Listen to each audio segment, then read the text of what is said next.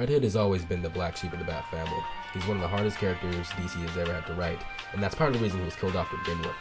Now that he's back, DC still doesn't seem to know what to do with him. Should they redeem him and make him one of the good guys, keep him as an eternal outcast, or push him into the full role of an antagonist? Instead of making a clear decision, the writers keep Jason balanced on a tightrope of character regression. But the obvious solution has been staring them in the face all along. Allow Jason Todd to kill. Making Jason an anti-hero or even Bat family antagonist makes the most sense for his character. It instantly makes him different from the rest of the Bat family and gives him his own identity. From a character's perspective, Jason was failed by Batman. First when he was brutally murdered by the Joker, then when his death went unavenged. Jason spent years fighting crime without any real change, died, was resurrected, and then the same villains kept terrorizing Gotham. For Jason, the next logical step would break the cycle and end criminals permanently instead of locking them up waiting for them to escape again, because that's how he got killed in the first place. And this darker take on Jason's character hasn't gone untested. It's been proven to work. His most popular and most revisited story is Under the Red Hood, a story that fully embraces him as DC's premier anti-hero.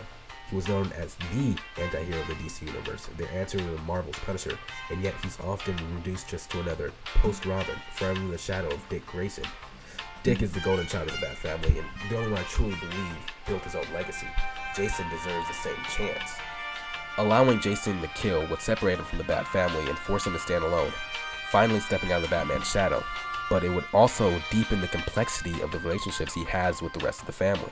Bruce, for example, would have to be forced to confront the fact that his own son has turned against the code that he holds so dearly.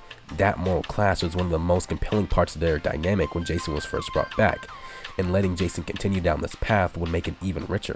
Same goes for his relationships with the other members of the Bat family. Having killing the table for Jason raises the stakes in every interaction. Will they bring him back into the fold? Will they side with him when his methods work? Or will they have to hunt him down on their own? These questions practically write themselves. Because Jason Todd doesn't need to be just another Robin. He needs to be his own man, one who forces Batman and the rest of the family to constantly question where their line between justice and vengeance truly lies. And let's be real, it's not uncommon for comic book characters to stay stagnant. Most major characters in comics haven't gone any significant progression since their creation. So it's weird that DC went out of their way to water down Jason Todd, one of the few characters that actually did evolve, just to make it easier for him to use team-ups and crossovers.